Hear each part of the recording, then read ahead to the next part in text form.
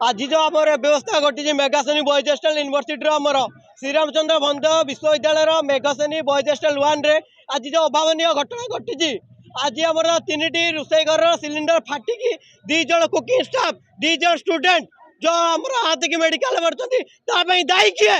register madam ना PG ना आमर जो घर माने आमर एगर बीसी से एगर माउसी जो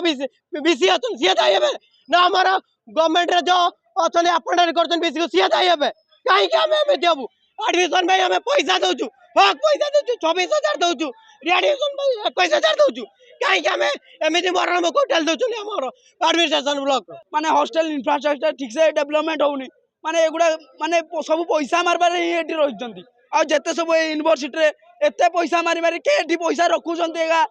जानि भी आमे पारुनी आमे पर्यंत ए 1.5 वर्ष होला रही रही इंफ्रास्ट्रक्चर केबे डेवलपमेंट हो आमे लिखित माध्यम दउचु से बाहरुनी से कहन काली हम काली 1.5 वर्ष हो गलानी आज्ञा 2-3 वर्ष है मु रेगुलेटर चेंज करने कहूँ आज्ञा मीर भाई को आम जे केयर टेकर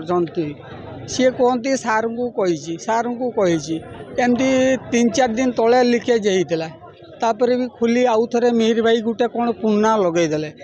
तापर लगी आज लगेदे बारू जो बनरे कि जल आज्ञा रेगुलेटर जा जला